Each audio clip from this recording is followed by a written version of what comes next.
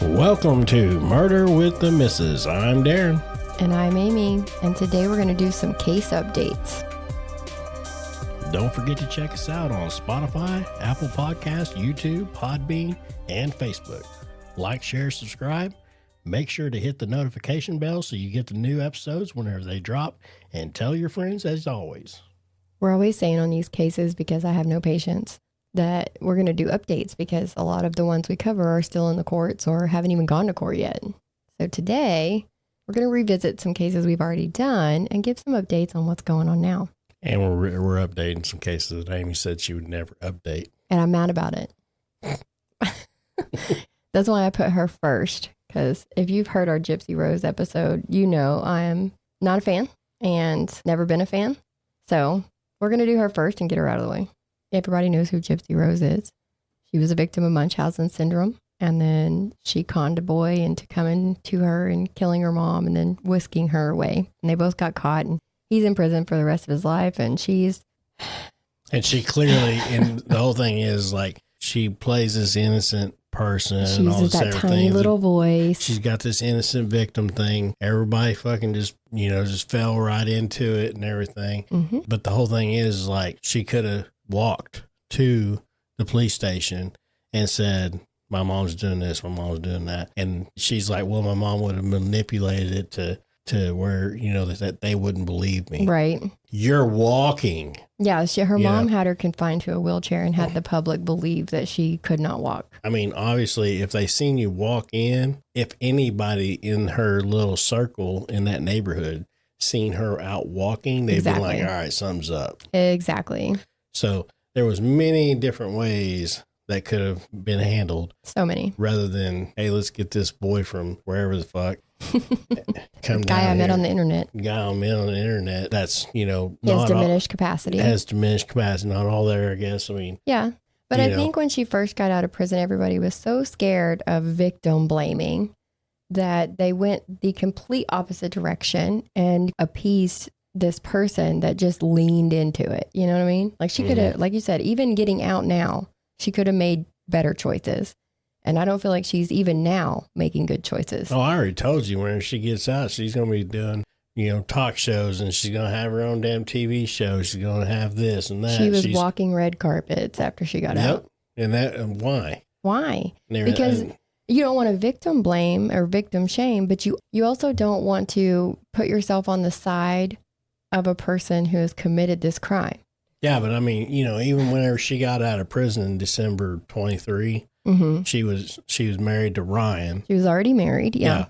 And so whenever she married him, like in interviews and everything, whenever he would try to talk or whatever, she would do the little arm squeeze to shut him up, like her mama used to do to her. Exactly. I mean, there's just like telltale signs of like, oh yeah, this is round two. This is still going. Yeah. Yeah. This is, she's already used to this life. Yep. And everything else. So, now it's just a different level. Exactly. She has taken over the role. And of course, we said that. And I told you, I was like, you guys watched it. I was like, man, it ain't gonna last very long. And what happened? They split up in March of 2024. Yep. They were split up. And she said on a Facebook post, I have the support of my family and friends to help guide me through this. I'm learning to listen to my heart. Right now, I need time to find myself. Who I am. Okay. Well, the person she's finding is not the person that the public wanted her to find. She could have done a lot of things. She could have went and got help. You know what I mean? Mm-hmm. Like she's done several interviews. She did them all throughout when she was in prison. And then as soon as she got out, she went the whole gambit with everybody who would do an interview with her. She was there and everybody was like, oh, getting in on it. And then now all of a sudden everybody realizes she's not a good person. Exactly. And I've been telling, that's what I said. Mm-hmm. I mean, I told y'all she was going to fool the hell out of y'all. She did. She fooled a lot of people. Yep. And guess what? She made a lot of money off of it too. Mm-hmm. So they split up in March and then she filed for divorce about a month later and got a temporary restraining order against him. Oh, really? Yes. So do the math. So they split up in March. She files for divorce. It would have to be April, right? On April 3rd, she was seen holding hands with Ken Euchre at Dollar General. Now, Ken was somebody that she had been engaged to while she was in prison, but broke up with before she got with Ryan. So he had come back. He was already there before, and now he's back. And then so this is days after she said, hey, me and Ryan split up, because, she does everything on social media now. Mm-hmm. Boom, she's at lunch with Ken. So she didn't take long. I guess the D wasn't that good, huh? Oh my God. She was making the most cringy posts and saying the most cringy things. Out. She's like, the D is good. Oh my God. They put the little fire emoji. Yeah. Gross. Now, towards the end of April, she said, after reconnecting earlier this month, we realized that our love for each other is simply undeniable, and life is too short to not take a chance. She told E.T., I've always said Ken was my soulmate, but I don't want to move too fast because I want to pace myself. I don't want to put expectations and make things too heavy. So what is her version of pacing herself? She always said Ken was her soulmate. What about the guy that she brought in to offer mama? Oh, no, she is completely... Remember when she was in jail, she denied any... Oh, but the whole thing was, like, whenever they started, he even said that they was soulmates. He was very into her, yeah. After all this, even after she did to him. Yes. And everything in court. Yep. He even still says that she was my soulmate. Yeah, but she had one purpose for him. Exactly. She used him and threw him away. And was done. And was done with him. Yep. But so she said she wanted to pace herself, but then what do? They got matching husky dog tattoos on their forearms at a tattoo shop that was owned by her cousin. She dyed her hair blonde because she said Ken likes blondes, but then Ken came out and was like, I have no idea where she got that idea from because I don't prefer blondes. She has a golden K necklace that she wears. That same month, she got rhinoplasty and septoplasty, which is a nose job, and replaced her silver teeth with porcelain caps. So she's trying to change herself, but in the wrong way. She needs to be working on her mental health. Instead, she's still making poor choices. And wasn't Ken on some kind of or was said to be on some kind of dating app? Grindr, yeah. Grindr is specific, isn't it? It is specific for homosexuals, yes. Yeah. So there's a lot of things right now that are saying that he's either gay or just bisexual. Mm-hmm. Yeah, okay. So, yep. That's a big thing right now. Lots of men are coming out saying, hey, I've seen his profile. Hey, I've met with him, through Grindr. Mm-hmm. But you can be bisexual. That doesn't mean anything. Still, it's been a hot topic. And he's come out and said, no, I'm not bisexual. I'm not homosexual. Of course not, because she probably got on his ass about it. I'm sure. And she does have a show on Lifetime. We did call that too. She's probably going to get a show. And it's called Life After Lockup. I refuse to watch it. I don't even want to be doing this right now, much less watch her show. And she'll probably come out with a part 2 of the show. It's just pregnant and due in January 2025. Oh, no, that's already happened. She's definitely... I'm just saying, it's going to be a whole new series. Yeah, it's going to be Gypsy's baby or some junk. Yeah, it'll be the new, what was it? The teen mom? Yeah. Yep. Now, because we like we talked about, there was very little time in between Ryan and Ken, the split up and then the get together. So they're going to be doing a DNA test. But she swears that she got pregnant on Jazz Fest weekend and that she hasn't been with Ryan for some amount of time before that point. So they're doing the DNA test just for court purposes because they are going through a divorce. But if she's even pregnant. Have they proven that she is? Well, I don't know who they are, but she says she is. Have you met her? I've met her. Well, no, not in person. I'm just saying, have you seen the lines of bullshit she throws out there? Yeah, she does throw some shade. Yeah, I don't know. I'd like to see her maybe trying to get an education, maybe trying to get herself together in a mental capacity.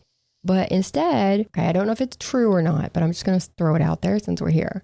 But her dad and her stepmom have allegedly had to call the cops to their house a couple of times because of Gypsy.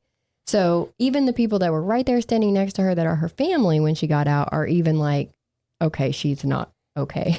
She's not doing the right thing. She's not making the right choices. Yeah, and there's rumors that she's like violating parole and Yep. Now within the last few days, they've come out and said that she's violating parole by doing a bunch of different ways. Yeah. So, I mean, keep it up. Hell, you'll end up having that kid in jail. Go right back. Yep. Yep. See, make better choices. Come on now. I just don't want to glorify it. A lot of people glorified her. That was the word I was looking for earlier. Glorifying. But I'm telling you, man, it's just, I told you this one right here was just going to be just a freak show, basically. It pretty much is. But a lot of the problem is a lot of people that are having problems is because she's you're not supposed to be able to monetarily benefit from a crime. Like if you kill somebody and then write a book about it, you shouldn't get the money from that book. There's laws that keep you from doing that. And it goes into like victim funds or things like that instead. But that's all this girl has been doing. Well, yeah. Since this happened. Well, basically her whole life, she's been getting money off of deceptive means. And she's going to keep doing it. Well, she was getting it. She's probably getting the funds and everything because she was the victim. Exactly. And I feel for that. I really do. But at the same time, make better choices. All right. Well, I'll let you move on from this one. We're done with that one for now. Good. Let's get on to people who I care about. We might revisit it later. Stop looking at me like that. So another case update is Ellen Greenberg. Ellen Greenberg, that was a very popular story of ours. Got a lot of downloads on it and everything. So we figured we'd update that one. Yes, and I'm so happy to update this one. This is the complete opposite of Gypsy for me. Yeah. Sorry, that is second in line. Yeah. Well, I wanted to get Gypsy out of the way. Gypsy should have been last. I didn't want to end on a low note. Okay, I got you. So Ellen Greenberg is the teacher that supposedly stabbed herself 20 times, 10 of those being in the back of the head and the neck. Negatory. Her boyfriend says he broke down the door and found her. Negatory. It came out that there was more than one knife used, which means she would have had to have stabbed herself at least once. And washed the knife. And then washed the knife. Yeah, it was found in the sink. There was a knife sticking out of her chest. If you'll recall, we played the 911 call where he went to do CPR. Oh my gosh, she stabbed herself. Yeah, he's so surprised. But they did say that it was a suicide. Okay. And there's one thing I need to clarify from when we did the original episode. So I said that the boyfriend was wearing boots when he went downstairs that day to work out, which is supposedly where he was when Ellen hurt herself. But it was snowing outside. They were in the middle of a blizzard, don't forget. The reports were that he went downstairs in boots, which you don't work out in boots. And somebody did question that. Yeah, we get people that get on here and they're like, think they got better info or whatever. And I'm happy for them. Bring it on. I want to hear it. We want to hear the info and stuff like that. But, it's just, and another way is like, tell us the info. Give us the proof. Don't like bash the info to us. And this person didn't really bash. Yeah. We've had people do it, but people are people. They're going to do what they do. Yeah. But this person was just like, hey, one thing I noticed is that you said this, but that's not what it was. It was the doorman in his statement that said that he saw the boyfriend wearing boots when he came downstairs. Okay. So it was reported that he was wearing boots. So either way, it was in one of the things that we read. Absolutely. It was in documentation that he did it. So that's why we reported it that way. So it just shows more inconsistencies in the case. And that's the way you got to look at it too, is like, when you're looking this stuff up, you're going off of what reports are and what's been filed, what's been written. How many times have you sat there and watched me read through hundreds and hundreds of pages of reports? And I've seen you write something down and mark it out because you found two other reports that had basically the same type of information. So that was a little bit better to go off of. Right. Because only one had this information, but two others said this. Right. So that was a little bit better to go on because these two match. Exactly. And everything. If you have multiple sources, it's much better. Exactly. Multiple sources. Mm-hmm. So you got to kind of pick and choose because we try to only do 30-minute episodes. That's another thing, yeah. So we're picking and choosing like the good details. The stuff that better explains it, yeah. That gets the point across, that is still accurate. And I mean, like some people get on here and be like, oh, well, this also happened, or we understand that also happened, but we just picked out the details to explain. And I believe it was the Noah Presgrove case. Yes. When it posted, somebody commented and they put, here's some more rumors for you, and listed a bunch of rumors. Well, we can't report on rumors all the time. We can't do rumors. We can say, hey, there's a rumor that this happened or whatever, but it's not fact. And so we can take those rumors and we can research them and see if there's any truth to it. Exactly. But if there's nothing that proves that rumor, then we're not going to put it out there, because that brings you up to liabilities and everything else. And we've actually had people that have said, hey, this was this way in this case. Like they were telling us we were wrong, but we said it that way in our episode. Oh, yeah. So I'm really confused. I don't think people sometimes even pay attention. They just want to say that, you were wrong. Well, no. They want to say it just to be heard. I said it exactly what you said. I said the same thing. But anyways, people are people. We get it. And we're going to run into it. So it's not a big deal. But back to Ellen. Okay. So Ellen, they've been fighting this whole time because her family wants that ruling changed from a suicide. And in July 30th of 2024, the Pennsylvania Supreme Court agreed to hear arguments on the case to see if this was a homicide. Well, good. And I'm excited. Well, they need to, because it wasn't a fucking suicide. This family has spent so much money and so much time getting their own experts, having their own tests done. And all these experts are saying there's no way in hell she did this to herself. And I've said a lot, is it always comes down to who's got the most money and who's willing to spend that money. Or who you know. Yeah, sometimes it comes down to that. I guarantee you most of it comes down to who's got the most money. Mm-hmm. So we're happy to report that. Yep. They're going to hear the case. What they do with it, I don't know yet, but I'm going to be following it because this one's hard to believe. Hopefully they'll overturn that decision of suicide and actually open this thing up to where they can actually get something on it. Yes, do it. All right, let's move on. Rex Heuermann. I don't know if you remember that name. The episode that we did, was Gilgo 4, or the Gilgo Beach murders. And we can no longer call it the Gilgo 4. Nope. No, because in June of 2024, Rex pled not guilty to 2 more charges for second-degree murder. Yes, sir. There's more out there. They knew there were. They just have to. So now it's up to 6. Now it's up to 6. They're thinking there's more like 10 or 11. Oh, yeah. No, this guy's been doing it for years. Yes. They just have to be able to put him in that. Yeah. To be that guy. So when they did his house search, and now they've been going through all of his stuff that they found on electronics and things like that, they found notes that he kept on how to improve on his killing style, saying things like hit harder and get sleep before hunt or have story set. Oh, good Lord. Yes, he was noting everything. And that's what a lot of these guys do. Like he's like a serial killer. Well, yeah, a serial killer is 3 or more murders in different times or different locations. And they found these notes on it. It was like they call it a planning document on a computer that they took out of his basement. Mm-hmm. The 2 new victims are Jessica Taylor. She's a 20-year-old who went missing in 2003 while working as an escort in New York City, because if you recall, he preys on escorts. Yep. Some of her remains were found in Manorville that year, with more being found just east of Gilgo Beach. A person walking their dog found her decapitated, laying on her back with her legs bent under her. Both arms were severed below the elbows, and a tattoo on her torso had been severely obliterated by a sharp object. This guy. And then the other victim was Sandra, I hope I say this right, Costilla, or Costilla. It's spelled Costilla, so I'm trying to do it right. She was 28 years old. She was discovered in November of 1993 by 2 people hunting in a wooded area in Southampton. She was laying on her back, arms outstretched over her head, and her uncovered legs were spread apart. Her shirt was pulled over her torso and head, and she had multiple sharp force injuries to her body. DNA testing on both of these exclude most of the population except for Rex. Yeah. So they are not saying that it is 100%. They can't ever say it's 100%. That's why people question DNA testing. Yeah. But when you can exclude like 99% of the population, I don't know if that's his number, but still, except this guy. Okay. That's kind of crazy. Pretty damn close. to exclude everybody but this But dude. him. Yeah.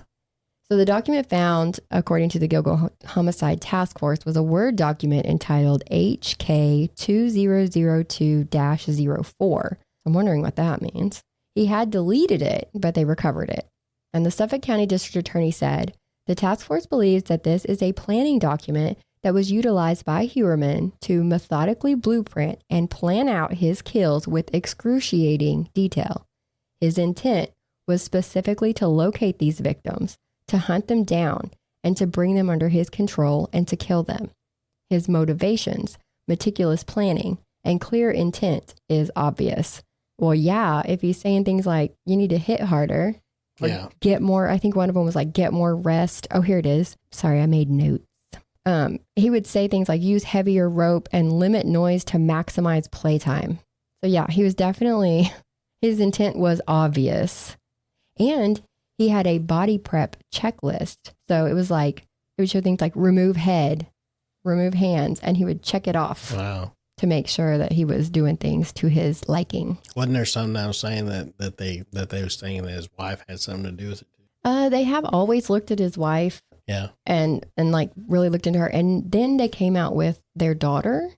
Oh, really? In it. Yeah. So I guess she's really into gore and she's an artist, but some of her gore paintings that she did depicts some of these. Really? Yeah. The way the bodies were found or what was done to the bodies. Wow. And so they literally had a press conference and showed some of her artwork and was like, does she have something to do with it? You know what I mean? So they're still looking into all kinds of things. What years were the other ones from?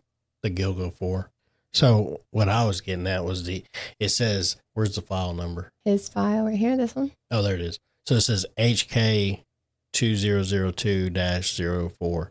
So that right there would be HK 2002 to 2004. Right. So maybe that was the years that he started planning all this. Well, so, okay. Or maybe that was the years that he started. That's what I'm thinking. Yeah. Is when because Sandra, though, was in 1993. Okay. But then there was a big gap to 2003. So that's what I'm saying. So maybe 2002 to 2004 is whenever he came up with the plan to perfect it. To start honing it in. Yes. Telling you. Oh, see, I seen that. And I was like, wait a minute, those are dates. Because the Gilgo 4 were all after that. But what does the HK stand for? That's the thing. Yeah, what's HK? So there's got to be something. Anyway. Heuermann kills 2002 to 2004. Oh. I don't know. That could be. It could be. And then he just keeps perfecting it as he goes, like upgrading, updating. Well, I mean, that could be just like you said, when they pull it up, it came up as a checklist, right? There was a checklist and there was they called it a planning document or a blueprint. Yeah.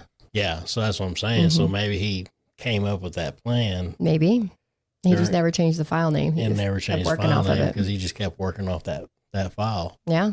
Because the 4 bodies that they already found were done after 2002 and 2004. It was like 2007 to 2010. Yeah. So, but if he's gone back all the way to 1993 with Sandra, that had to be one of his first. Yeah. I'm thinking. And then he just, perfected it over the years. That's disgusting. Yeah, so that's what I'm thinking. Ooh. So yeah, so he's getting more charges. That's cool. I hope they find them all. I really do. They rarely find all the victims of serial killers, but I really hope that they get his. Yeah. Because he's just he's a sick person. He's sick. Yeah. Yeah, I mean, I wouldn't put it past that the wife didn't have something to do with it too. Or at least know and turn her head. Well, remember that they used to have those sex parties. I know. Yeah. That's why I was saying. Yeah. Yep. You know. She might know more than she's letting on. Yeah. Okay.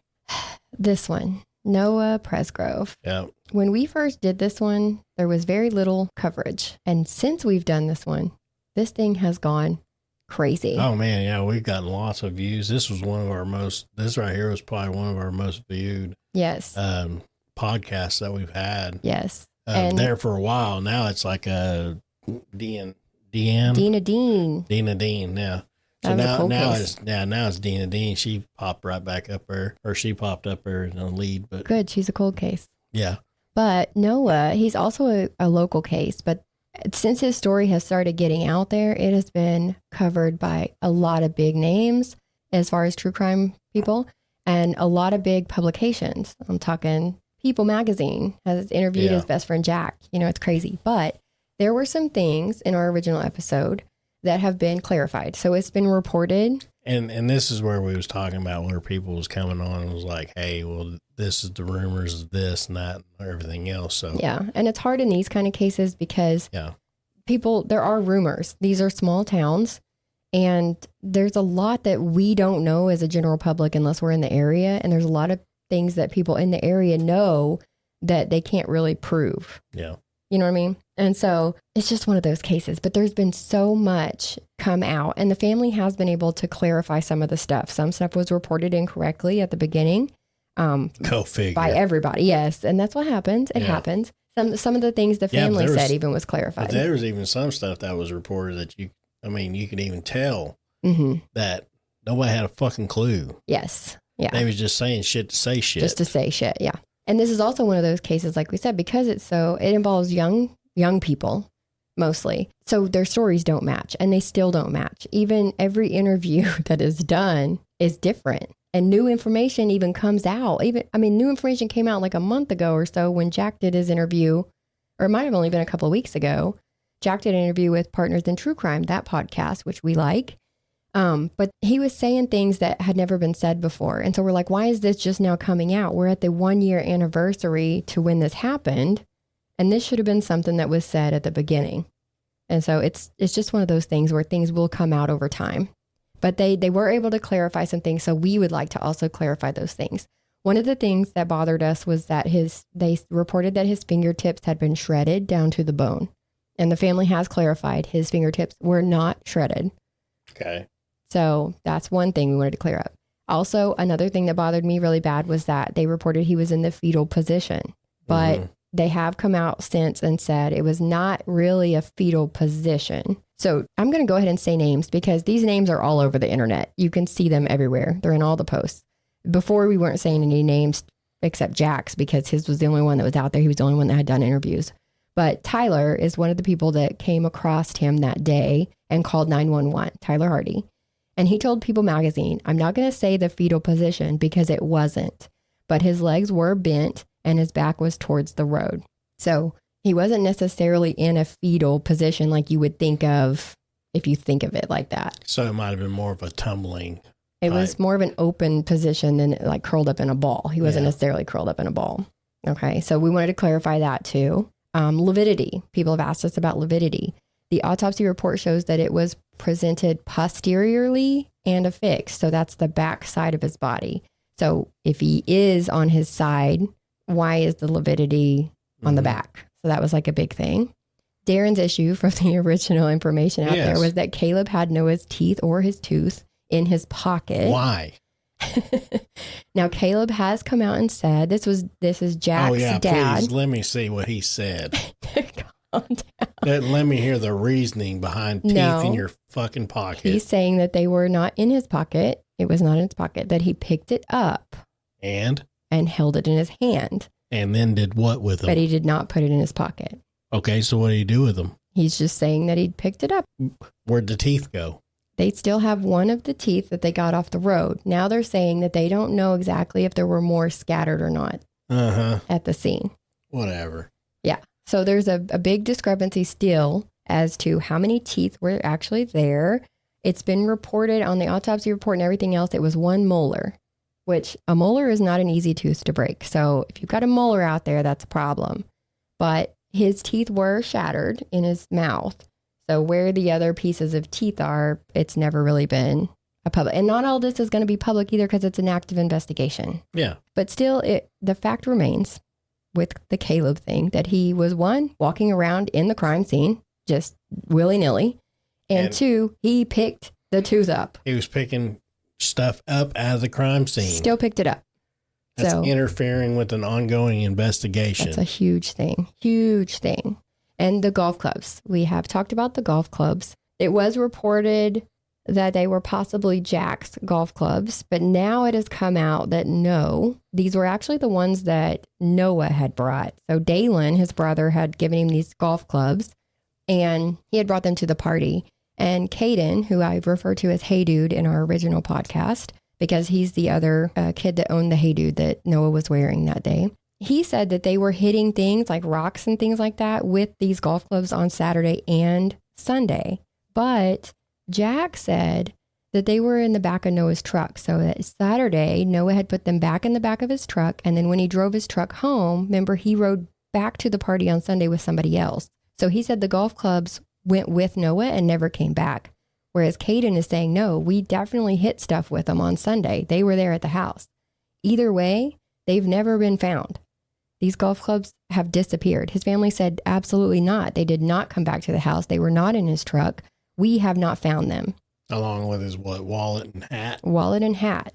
And there was also another thing that came out that somebody who worked at the casino down the road said that 3 guys came in and left Noah's hat, or left a hat they believed was Noah's, on a like trash receptacle, like the top part of it, after he had already been found and things like that. Well, that's never been proven. But if it was at a casino, they got cameras everywhere. They have cameras everywhere, yes. Every door, every exit, everything. I mean, they got cameras everywhere because there's some high roller, there's some people that win big. A lot of money. So they got to have cameras that show and watch people walk out to make sure that they get safe to their vehicles. Right. Along with security, but. Right. So they're looking into that too. So this is just another thing that's one of those rumors that the police, and every time there's a rumor, guys, the police have to look into this. Yeah. It's like part of their job. Rumor, you have to prove whether it's true or not. Mm-hmm. And even if it's just to debunk something, they still have to spend time to go out and do it. So before you go running your mouth about stuff, maybe think about how this affects the case. Do you really think this came from a credible source? Do you think it's something that needs to be said? If so, bring it up. Bring that shit up. I don't care how little it is, because sometimes the littlest things are what connects to things that wouldn't connect before. Yeah. Keep that in mind. There were 10 injuries that could have caused his death. We know that. There was a lot of damage to the left side of his head. He had broken shoulders, 10 broken ribs, both lungs were punctured. So the belief is that he was possibly hit or ran over by that side-by-side. Because if you'll recall, there was a side-by-side there. Mm-hmm. They had a rollover incident, but everybody said Noah was fine. But they're also saying all kinds of other things. So how do you know what to believe and what not to believe? There was a lady named Mac who came on the Partners in True Crime podcast. She is a crime analyst. And she said based on his injuries that it couldn't be excluded that this could be a possibility.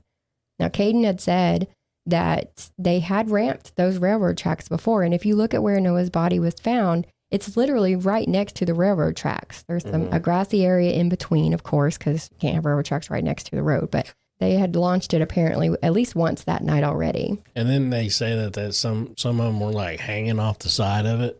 Well, if you think about it, if you're at a party with a bunch of people and you're all drinking and you're having a good time, you're not going to make sure you're following proper procedure.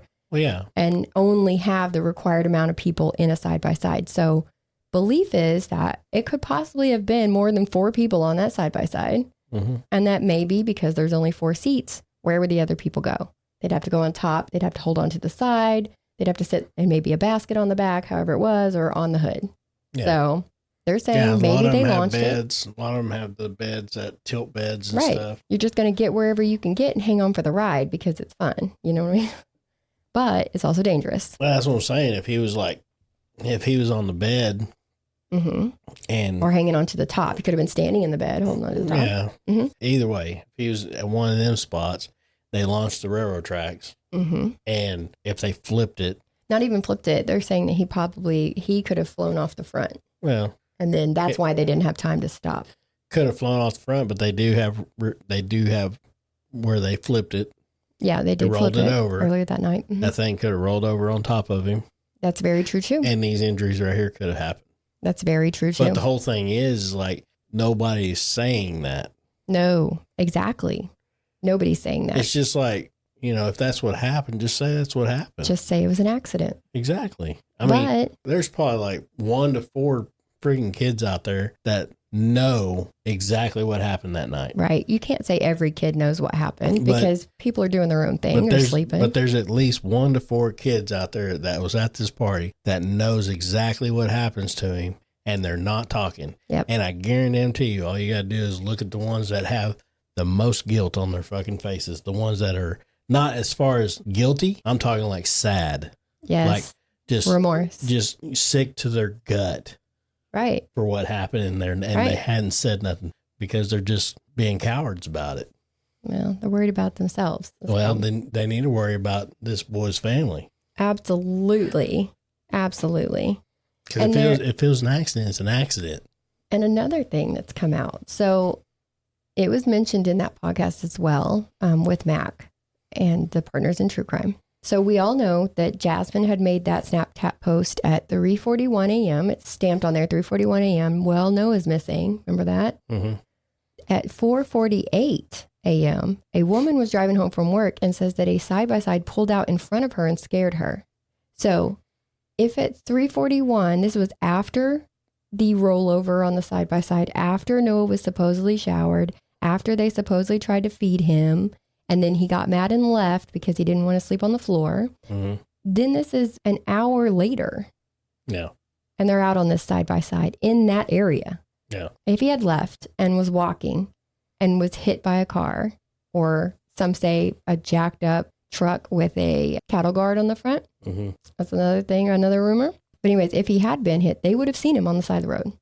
Yeah. They're in the area, they're riding around on the side-by-side, they would have seen him. That's another thing that came up that I was like, wait, what? Hold up. And then the shorts. Okay. So Jack did an interview with Partners in True Crime. He did it over the phone, and then they aired it when they did the episode with his family, a couple of his family members that were commenting on it as it went, as they listened to it. Okay. So Jack said in the interview with Partners in True Crime that he picked up the white shorts out of the middle of the road and put them on the bedside of his truck, and then was told to put them back on the road. So he's saying that the white shorts were found in the middle of the road. Mm-hmm. And then when he put them back, he put them over on the side of the road. But it doesn't change the fact that the shorts had like literal no damage, but the black shorts that he had been wearing were dirty and did have damage. Yeah.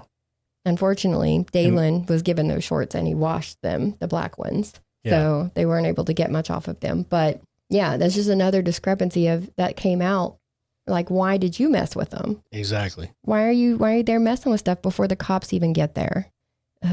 You had a lot of updates on this one. Well, I'm telling you right now, their Facebook page is huge. There are people who do videos on this every day. Good. With updates, and it's keeping the name out there. So let's keep it going. So we know that his family was at Rocklahoma. They do Rocklahoma on Labor Day weekend. And we know his family was there, and he was supposed to originally go with them, but didn't. He stayed and went to the party. But it did come out after we did our podcast and stuff that he had called his family and said he was not having fun at the party and he wished he would have went with them instead. And so they're tore up about that. And then he asked at least 2 people for a ride home on that Sunday. Mm-hmm. One was Carter, which was Jack's girlfriend. And she was allegedly the designated driver at the time. And she told him no, she wouldn't give him a ride. He also asked Caden, the other Hey Dude wearer, but Caden had been drinking and didn't want to drink and drive. So he also had to tell Noah no. So it's sad to know that he wanted to leave. Yeah, no one would take him home. No one would take him home. And he'd left his truck because another thing that they had come out and said was that he didn't want to go back to the party on Sunday. He wasn't having a good time. You know, it wasn't as much as, you know, you can look at these pictures on Snapchat and Facebook and all these videos and stuff that people are doing that made this party look like just some wild little fun hurrah. Yeah. But Noah was not having a good time. So the fact that he wanted to go home and nobody would take him is just sad to me. And there was also a video, the police told the family about a video of the birthday girl and Carter on the porch arguing about Noah after he disappeared. They have not shown the family the video. They just told them that they had seen it. So the family can't describe it or even say what they were arguing about. They just know that it exists. And now we know that it exists because the cops have it or have at least seen it. Yeah. So it's like, what were they arguing about? Why were they there? It's just a bunch of stuff that doesn't look right. And like I said, stuff comes out every day on this and it's great. That's how you keep these cases moving, is people keep talking. And eventually somebody's going to wear down and they're going to come out and say it. And you've got people like Caden and another friend who have come out and said that stories are not matching up. This is the way I saw it happen. And their stories don't change. And then you have other people who every time they open their mouth, their story changes. So it's just one of those things. And then the family did come out and say that they weren't doing like a big thing for the anniversary. They were going to grieve in private, do their own things, which I mean, this is their loss. I know the world is involved now, but it's not our loss. It's their loss. And so they get to do whatever they want to do. However they feel best. If they want to grieve in private, let them grieve in private. Yeah, absolutely. But they are getting so much backlash. For what? People are talking so much shit on them, and it just makes me want to throw up. On the parents? On the whole family, the whole family, yeah. That's horse shit. They said his Nana is very, very upset because people are coming and bashing them because they're not doing some big international celebration thing. And well, that's not other people's choice. That's the family's choice. 100%. If the family wants to fucking sit there and have quiet time and reflect and, to think about the good times of their kid, then that's what they are entitled to. You're damn right. Because you know what? That was their kid, not 100%. Not everybody else's damn kid. I know we feel involved. I know this wears on me. I'm probably giving Darren Noah updates every day. Guess what else just happened? Guess what just happened? It's because I'm invested. We're all invested. We all care, and we're all here. But at the same time, like he said, this is their personal loss. This is their way they want to grieve. And if that's what they want to grieve, if they don't want to grieve in public on the news, I don't blame them. Yeah. Do what you want to do. I don't blame one damn bit. Tell Exactly. them to kick rocks. If you want to do something for Noah, if you want to do a balloon release, go on and do it. Yeah, do that on your own private time. If the kids that know what happened to them and don't want to freaking talk about it and don't want to bring this to an end, want to release some balloons, then do that on your own damn time. That's right. Release the notes up there that actually tell what happened. Ugh, I wish they would. They get caught somewhere. Yeah, probably get caught on a cactus where we can actually close the story. Yes. So yeah, there's a lot to cover with the Noah case. So if you are invested, I hope you're on the Facebook page, the Justice for Noah Facebook page. There's a couple other ones. Don't go there. Go to the Justice for Noah. You can be updated on the regular. But yeah, so give the family a damn break. Yeah, and to the family, if I seem aggressive, I'm sorry. But I don't understand what you guys are going through, but I can read the story and I couldn't imagine. I could not imagine what you're going through, and I really don't want to imagine it. And if people think there's like some kind of written law on how you're supposed to grieve or how you're supposed to do something, please let me know.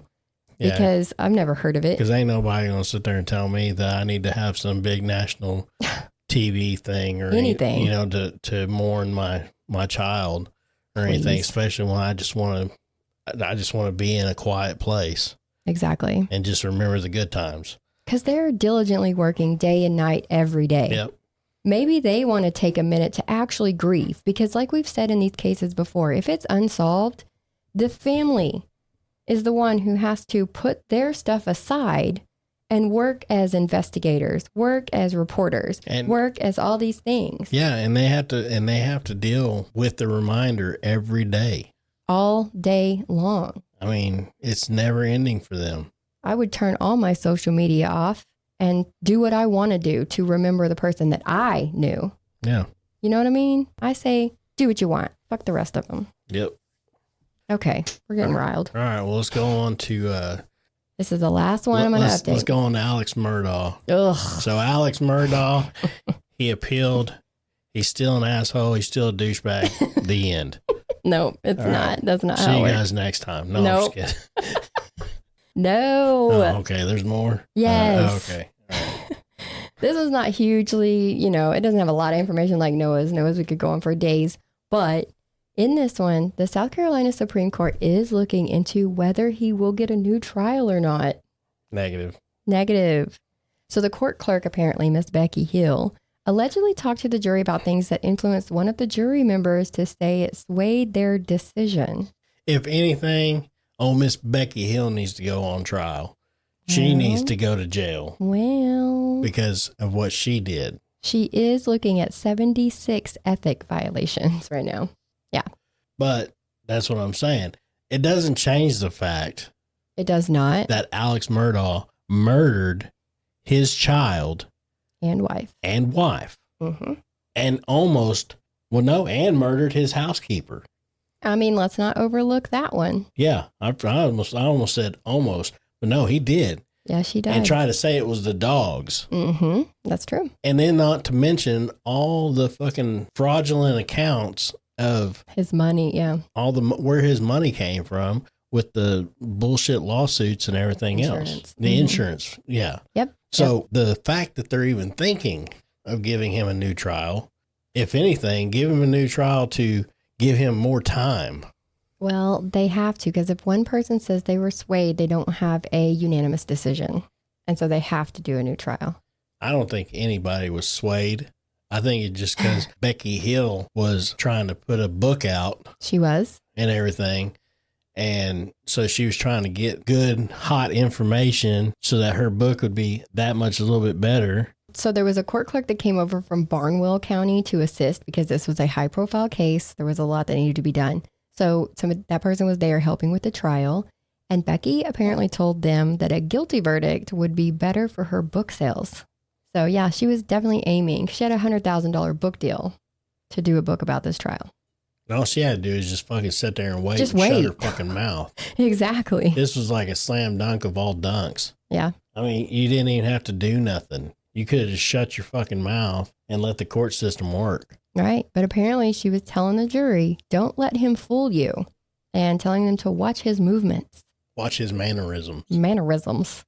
Yeah. So they're calling it Juror Z. That's the person that said they were swayed. And so the judge asked, did that affect your finding of guilty in this case? And Juror Z said, yes, ma'am.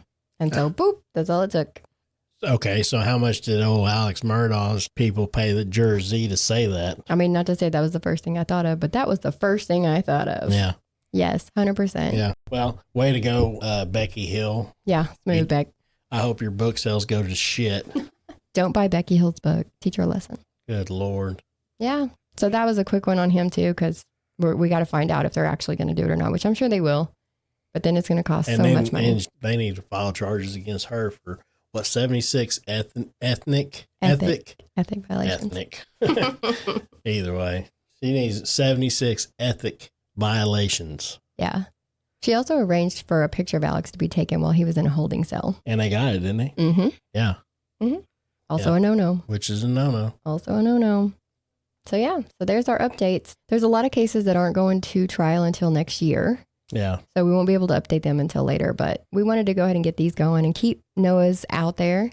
Absolutely. Make sure it had enough information. Out of all of them, the Ellen Greenberg. I'm so happy about the Ellen Greenberg. Noah, Presgrove, definitely.